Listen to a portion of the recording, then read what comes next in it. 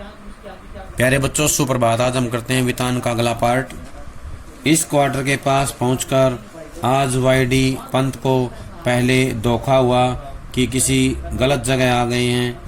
Quarter के बाहर एक कार थी, कुछ स्कूटर, मोटरसाइकिल, बहुत से लोग विदा ले दे रहे थे। बाहर बरामदे में रंगीन कागज की झालरें और गुब्बारे लटके हुए थे और रंग बिरंगी रोशनियां जली हुई थी।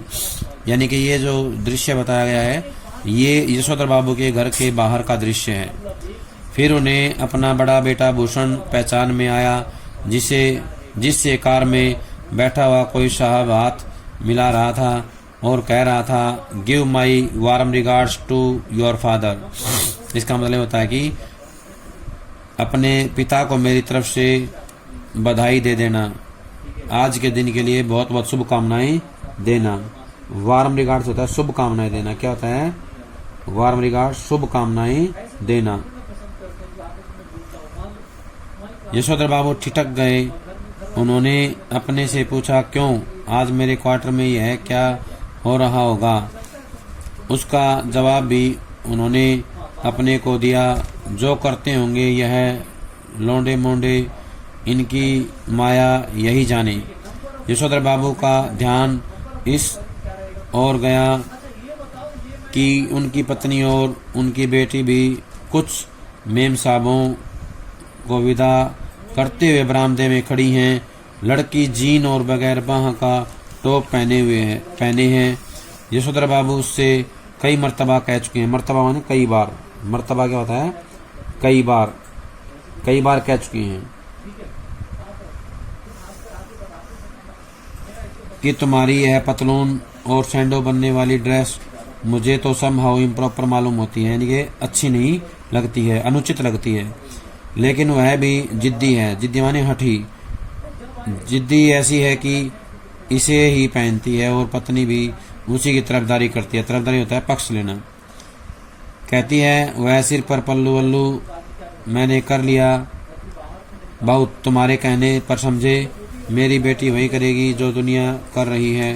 पुत्री का पक्ष लेने वाली यह पत्नी इस समय ओठों पर लाली और बालों में खिजाब लगाए हुए थी। खिजाब होता है रंग लगाना, बालों को जो है अलग अलग कलर में रंग देना। जबकि ये दोनों ही चीजें आप कुछ भी कहिए, यशोधर बाबू को समहाउ इम्प्रॉपर ही मालूम होती हैं। यानी कि यशोधर बाबू अपनी पत्नी और जो बेटी है उसकी जो आदतें हैं, उनके जो व्यवहार हैं, उनसे जो है खुश नहीं थे। आधुनिक किस्म के अजनबी लोगों की भीड़ देखकर यशोधर बाबू अंधेरे में ही दुबके रहे। उनके बच्चों को इसलिए शिकायत है कि बब्बा तो एलडीसी टाइपों से ही मिक्स करते हैं। एलडीसी क्या होता है? Lower division clerk. जब कार वाले लोग चले गए तब यशोधर बाबू ने अपने क्वार्टर में कदम रखने का साहस जुटाया। भीतर अब भी पार्टी चल रही थी। उनके पुत्र पुत्रियों के कई मित्र तथा उनके कुछ रिश्तेदार जमे हुए थे। यानी कि उनके कुछ रिश्तेदार वहीं भी विद्यमान थे। उनके बड़े बेटे ने झिड़की सी सुनाई, बब्बा आप तो हद करते हैं। सिल्वर वेडिंग के दिन 8:30 बजे घर पहुंचे हैं। अभी तक मेरे बॉस आपकी राह देख रहे थे। हम लोगों के यहाँ सिल्वर वेडिंग कब से होने लगी? यशोधर बाबू ने शर्मीली हंसी हंस दी। जब से तुम्हारा बेटा 1,500 माहवार कमाने लगा है तब से। माहवार होता है 1 महीने में। यह टिप्पणी थी चंद्रदत्त तिवारी की, जो इसी साल SAS पास हुआ है और दूर के रिश्ते से यशोधर बाबू का भांजा लगता है। चंद्रदत्त तिवारी को याद रखना है और पता होना चाहिए कि ये कौन है। यशोधर बाबू का भांजा है। दूर के रिश्ते से, कहाँ से है? दूर के रिश्ते से जो है भांजा है। यशोधर बाबू को अपने बेटों से तमाम तरह की शिकायतें हैं, लेकिन कुल मिलाकर उन्हें यह अच्छा लगता है कि लोग बाग इन्हें ईर्ष्या का पात्र समझते हैं। भले ही उन्हें भूषण का गैर सरकारी नौकरी करना समझ में न आता हो, तथापि वह यह बखूबी समझते हैं कि इतनी छोटी उम्र में 1,500 माहवार प्लस कन्वेंस अलाउंस एंड तुम्हारा अदर पर्क्स पा जाना कोई मामूली बात नहीं है। यानी कि जो यशोधर बाबू का बेटा है वो 1,500 रुपये तो महीने के लेता है, इसके साथ साथ जो दूसरे जो बेनिफिट हैं वो भी जो है कंपनी से प्राप्त करता है। और इसको यशोधर बाबू क्या है, एक विशेष उपलब्धि मानते हैं, कोई मामूली बात इसको नहीं मानते हैं। इसी तरह भले ही यशोधर बाबू ने बेटों की खरीदी हुई हर नई चीज में के संदर्भ में यही टिप्पणी की हो कि ये क्या हुई, समहाउ मेरी तो समझ में आता नहीं, इसकी क्या जरूरत थी। तथापि उन्हें कहीं इस बात से थोड़ी खुशी भी होती है कि इस चीज के आ जाने से उन्हें नए दौर के निश्चय ही गलत मानकों के अनुसार बड़ा आदमी मान लिया जा रहा है। मिसाल के लिए जब बेटों ने गैस का चूल्हा जुटाया, मिसाल होता है उदाहरण, क्या होता है मिसाल, उदाहरण, गैस का चूल्हा जुटाया, तब यशोधर बाबू ने उसका विरोध किया और आज भी वह यही कहते हैं कि इस पर बनी रोटी मुझे तो समहाउ रोटी जैसी लगती नहीं। तथापि वह जानते हैं गैस न होने पर वह इस नगर में चपरासी श्रेणी के मान लिए जाते। इसी तरह फ्रिज के संदर्भ में भी आज भी यशोधर बाबू यही कहते हैं कि मेरी समझ में आज तक यह नहीं आया कि इसका फायदा क्या है। बासी खाना अच्छी आदत नहीं ठहरी और यह ठहरा इसी काम का कि सुबह बना के रख दिया और शाम को खाया। इसमें रखा हुआ पानी भी मेरे मन को आता नहीं, गला पकड़ लेता है। कहते हैं मगर इस बात से संतुष्ट होते हैं कि घर आए साधारण हैसियत वाले मेहमान इस फ्रिज का पानी पीकर अपने को धन्य अनुभव करते हैं, यानी कि अपने आप को जो है अच्छा महसूस कराते हैं। अपनी सिल्वर वेडिंग की यह भव्य पार्टी, भव्य होता है सुंदर पार्टी भी यशोधर बाबू को समहाउ इम्प्रॉपर ही लगी। तथापि उन्हें इस बात से संतोष हुआ कि जिस अनाथ यशोधर बाबू के जन्मदिन पर कभी लड्डू नहीं आए, जिसने अपना विवाह भी कोऑपरेटिव से 2-4 हजार कर्जा निकाल कर किया बगैर किसी खास धूमधाम के, उसके विवाह की 25वीं वर्षगांठ पर केक, 4 तरह की मिठाई, 4 तरह की नमकीन, फल, कोल्ड ड्रिंक्स, चाय, सब कुछ मौजूद है। गिरीश बोला, मुझे आज सुबह बैठे बैठे याद आया कि आपकी शादी 6 फरवरी सन 47 को हुई थी और इस हिसाब से आज उसे 25 साल पूरे हो गए हैं। मैंने आपके दफ्तर में फ़ोन किया लेकिन शायद आपका फ़ोन खराब था। तब मैंने भूषण को फ़ोन किया। भूषण ने कहा शाम को आ जाइए, पार्टी करते हैं। मैं अपने बॉस को भी बुला लूँगा इसी बहाने। गिरीश यशोधर बाबू की पत्नी का चचेरा भाई था। चचेरा होता चाचे का बेटा। क्या होता है? चाचे का बेटा। बड़ी कंपनी में मार्केटिंग मैनेजर है और इसकी सहायता से ही यशोधर बाबू के बेटे को अपना यह संपन्नशाला समहाउ भयंकर ओछाट यानी ओछेपन का धनी मालूम होता है। उन्हें लगता है कि संपन्न का मतलब होता है धनवान। संपन्न क्या होता है? धनवान है उसका साला। इसी ने भूषण को बिगाड़ दिया, ऐसा उनको लगता है। कभी कहते हैं ऐसा तो पत्नी बरस पड़ती है, जिंदगी बना दी तुम्हारे सेकंड क्लास बीए बेटे की, कहते वो बिगाड़ दिया। भूषण ने अपने मित्रों सहयोगियों का यशोधर बाबू से परिचय कराना शुरू किया। उनकी many happy returns of the day का थैंक यू कहकर जवाब देते हुए जिन लोगों का नाम पहले बता दिया गया हो उनकी ओर वाईडी पंत होम मिनिस्ट्री भूषण्स फादर कहकर के स्वयं हाथ बढ़ाते हुए यशोधर बाबू ने हरचंद होता है बहुत अधिक, हरचंद क्या होता है? बहुत अधिक, यह जताने की कोशिश की कि भले ही वह संस्कारी कुमाऊनी है, तथापि विलायती रीति रिवाज से भी भली भांति परिचित है। विलायती होता विदेशी, विदेशी परंपराओं को भी, रिवाजों को भी जानता है। किशनदा कहा करते थे कि आना सब कुछ चाहिए, सीखना हर एक की बात ठहरी, लेकिन अपनी छोड़नी नहीं चाहिए। यानी कि हमें हर प्रकार से जो है समर्थ होना चाहिए, हमें विदेशी भाषा भी आनी चाहिए, रीति रिवाज का पता होना चाहिए, लेकिन अपने रिवाजों को बिल्कुल भी नहीं छोड़ना चाहिए।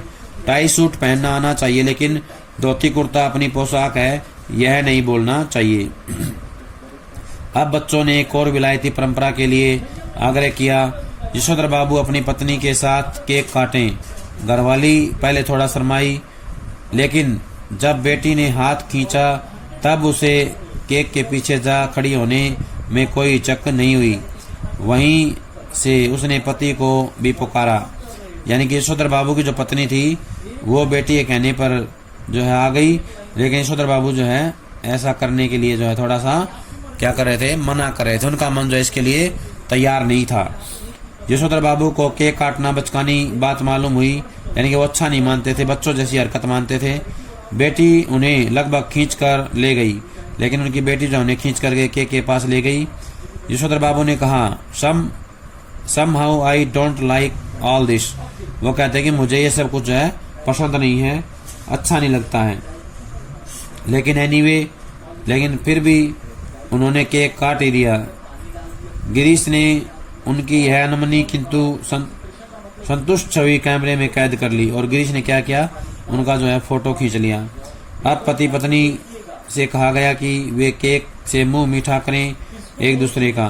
पत्नी ने खा लिया, मगर यशोधर बाबू ने इनकार कर दिया। उनका कहना था कि मैं केक खाता नहीं, इसमें अंडा पड़ा होता है। उन्हें याद दिलाया गया कि अभी कुछ वर्षों पहले तक आप मांसाहारी थे, एक टुकड़ा केक का खा लेने में क्या हो जाएगा, लेकिन वह नहीं माने। तब उनसे अनुरोध किया गया कि लड्डू ही खा लें। भूषण के एक मित्र ने लड्डू उठाकर उनके मुंह में ठूंसने का प्रयत्न किया, यानी खिलाना चाहा, लेकिन यशोधर बाबू इसके लिए भी राजी नहीं हुए। उनका कहना था कि मैंने अब तक संध्या नहीं की है। इस पर भूषण ने झुंझला कर कहा, तो बब्बा पहले जाकर संध्या कीजिए, आपकी वजह से हम लोग कब तक रुके रहेंगे। यानी कि जो उनका बेटा है भूषण, वो जो है थोड़ा सा नाराज हो जाता है, झुंझलाते हुए कहता है कि आप जाकर के पहले जो है पूजा कर लें, संध्या कर लें, उसके बाद फिर आगे का जो काम है वो करेंगे। कहने का आशय है कि यशोधर बाबू को बच्चों द्वारा की गई जो हरकतें हैं या उनके द्वारा जो किया गया प्रबंध है, जैसे केक काटना है या लोगों से मिलवाना है, अच्छा तो नहीं लगता, लेकिन फिर बच्चों का मन रखने के लिए वो जो है उनके साथ जैसा वो कहते हैं वैसा काम करते हैं। नहीं, आप सब लोग खाइए। यशोधर बाबू ने बच्चों के दोस्तों से कहा, प्लीज गो अहेड, यानी कि आप जो है कृपया करके जारी रखें, पार्टी को चालू रखें। नो फॉर्मेलिटी, किसी प्रकार की कोई औपचारिकता की जरूरत नहीं है, फॉर्मेलिटी की जरूरत नहीं है, आप काम करते रहें, खाते पीते रहें, मौज करें, ऐसा उन्होंने कहा। यशोधर बाबू ने आज पूजा में कुछ ज्यादा ही देर लगाई, इतनी देर कि ज्यादातर मेहमान उठकर चले जाएं। उनकी पत्नी, उनके बच्चे बारी बारी से आकर झांकते रहे और कहते रहे, जल्दी कीजिए, मेहमान लोग जा रहे हैं। शाम की 15 मिनट की पूजा को लगभग 25 मिनट तक खींच लेने के बाद भी जब बैठक से मेहमानों की आवाजें आती सुनाई दी, तब यशोधर बाबू पद्मासन साध कर ध्यान लगाने बैठ गए। वह चाहते थे कि उन्हें प्रकाश का एक नीला बिंदु दिखाई दे, मगर उन्हें किशनदा दिखाई दे रहे थे। यशोधर बाबू किशनदा से पूछ रहे थे कि जो हुआ होगा से आप कैसे मर गए। किशनदा कह रहे थे कि भाऊ, सभी जन इसी जो हुआ होगा से मरते हैं, गृहस्थ हों, ब्रह्मचारी हों, अमीर हों, गरीब हों, मरते जो हुआ होगा से ही हैं। हाँ, शुरू में और आखिर में सब अकेले ही होते हैं, अपना कोई नहीं ठहरा दुनिया में, बस अपना नियम अपना हुआ। यशोधर बाबू ने पजामा कुर्ते पर ऊनी ड्रेसिंग गाउन पहने सिर पर गोल विलायती टोपी, पाँव में देसी खड़ाऊ और हाथ में डंडा धारण किए इस किसंदा से अकेलेपन के विषय में बहस करनी चाहिए। उनका विरोध करने के लिए नहीं, बल्कि बात कुछ और अच्छी तरह से समझने के लिए। हर रविवार किसंदा शाम को ठीक 4 बजे यशोधर बाबू के घर आया करते थे। उनके लिए गर्मा गर्म चाय बनवाई जाती थी। उनका कहना था कि जिसे फूंक मार कर न पीना पड़े वह चाय कैसी। चाय सुड़कते हुए किसंदा प्रवचन करते थे और यशोधर बाबू बीच बीच में शंकाएं उठाते थे, यानी कि जो उनके मन में किसी प्रश्न को लेकर, बात को लेकर के शक होता, संदेह होता, तो वो उसी समय उनसे पूछते थे और किसंदा उनकी बातों को जो है आसान करके या उनकी समझ में आने वाला करके बताते थे। यशोधर बाबू को लगता है कि किसंदा आज भी मेरा मार्गदर्शन कर सकेंगे और बता सकेंगे कि मेरे बीवी बच्चे जो कुछ भी कर रहे हैं उसके विषय में मेरा रवैया क्या होना चाहिए। रवैया होता है व्यवहार। क्या होता है रवैया? व्यवहार, यानी कि मेरा व्यवहार कैसा होना चाहिए। लेकिन किसंदा तो वही अकेलेपन का खटराग अलापने परामादा से मालूम होते हैं। खटराग होता है गीत, अकेलापन होता है अकेलेपन का। जो किसंदा हैं अकेलेपन का ही गीत गाने में लगे हुए थे, तैयार थे, आमादा तैयार। कैसी बीवी, कहाँ के बच्चे, यह सब माया ठहरी। और यह जो भूषण आज इतना उछल रहा है वह भी किसी दिन इतना ही अकेला और असहाय अनुभव करेगा जितना कि आज तू कर रहा है। यानी कि वो बताते हैं कि पत्नी, बच्चे और ये सब कुछ क्या है, एक माया है। ये सब किसी के लिए कोई इंतजार नहीं करती है। अंत में सब अकेले ही रह जाते हैं और असहाय अनुभव करते हैं। यशोधर बाबू बात आगे बढ़ाते, लेकिन उनकी घरवाली उन्हें झिड़कते हुए आ पहुंची कि आज पूजा में ही बैठे रहोगे। यशोधर बाबू आसन से उठे और उन्होंने दबे स्वर में पूछा, मेहमान गए? पत्नी ने बताया, कुछ गए हैं, कुछ हैं। उन्होंने जानना चाहा कि कौन कौन हैं। आश्वस्त होने पर कि अभी सभी रिश्तेदार ही हैं, वह उसी लाल गमछे में बैठक में चले गए जिसे पहनकर वह संध्या करने बैठे थे। यह गमछा पहनने की आदत भी उन्हें किसंदा से विरासत में मिली है और उनके बच्चे इसके सख्त खिलाफ हैं। यानी कि उनके बच्चों को अच्छा लगता है, बच्चे जो है इससे नाराज हो जाते हैं। Everybody gone, party over. वो कहते हैं कि सभी जा चुके हैं और पार्टी भी खत्म हो चुकी है। यशोधर बाबू ने मुस्कुराकर अपनी बेटी से पूछा, अब गोया गमछा पहने रखा जा सकता है। उसने अपनी बेटी से कहा कि अब जो है मैं गमछे और बनियान में यहाँ पर बैठ सकता हूँ। उनकी बेटी झल्लाई, लोग चले गए। इसका मतलब यह थोड़ी है कि आप गमछा पहन करके बैठक में आ जाएं। यानी कि उनकी बेटी जो है उनको जो है समझाती है और साथ में गुस्सा भी करती है कि लोग चले गए, इसका मतलब ये नहीं है कि आप जो है गमछा पहन के आ जाएं। बब्बा यू आर द लिमिट। वो कहते हैं कि पापा आप अपनी जो है सीमा में रहें। बेटी हमें जिसमें सज आएगी वही करेंगे ना, तुम्हारी तरह जीन पहनकर हमें तो सज आती नहीं। वो कहते हैं अपनी बेटी को कि बेटी हमें जो है सज होता है सुविधा अनुसार, कंफर्टेबल। हमें जिस कपड़े को पहन करके आरामदायक महसूस होगा, अच्छा लगेगा, हम वही पहनेंगे। तुम्हारी तरह जीन्स पहन करके हमें जो है आराम नहीं मिलता है। यशोधर बाबू की दृष्टि मेज पर रखे कुछ पैकेटों पर पड़ी। बोले, ये कौन भूले जा रहा है? भूषण बोला, आपके लिए प्रेजेंट हैं, खोलिए ना। यानी कि आपके लिए तोहफा है। लोग आपके लिए तोहफा है, इसको खोल कर देखो इसमें क्या है। इस उम्र में क्या हो रहा है? प्रेजेंट तुम खोलो, तुम ही इस्तेमाल करो, कहकर शर्मीली हंसी हंसे। और बेटे की बात सुन करके यशोधर बाबू ने कहा कि जो ये तोहफे हैं ये तुम ही रखो, तुम्हारे लिए ये अच्छे होते हैं। इस उम्र में मेरे लिए जो है इनकी कोई जरूरत नहीं है, तुम इस्तेमाल करो। भूषण सबसे बड़ा पैकेट उठाकर उसे खोलते हुए बोला, इसे तो ले लीजिए, यह मैं आपके लिए लाया हूँ। ऊनी ड्रेसिंग गाउन है। आप सवेरे जब दूध लेने जाते हैं बब्बा फटा पुलोवर पहन के चले जाते हैं, जो बहुत बुरा लगता है।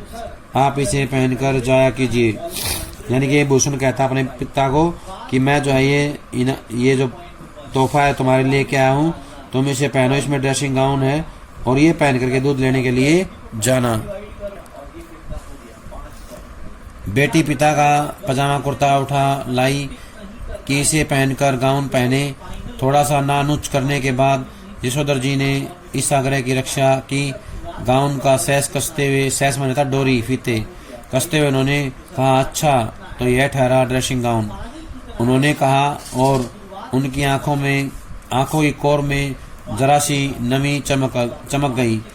यह कहना मुश्किल है कि इस घड़ी उन्हें यह बात चुभ गई कि उनका जो बेटा यह कह रहा है कि आप सवेरे ड्रेसिंग गाउन पहनकर दूध लाने जाया करें, वह यह नहीं कह रहा कि दूध मैं ला दिया करूँगा, या कि इस गाउन को पहनकर उनके अंगों में वह किसंदा उतर आया है जिसकी मौत जो हुआ होगा से हुई।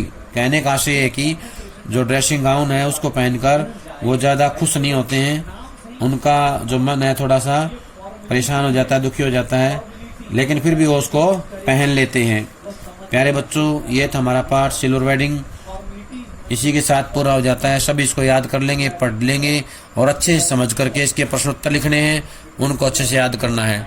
हम आगे करेंगे दूसरा पाठ, तब तक इसको जो है अच्छे से याद कर लें। सभी का बहुत बहुत धन्यवाद।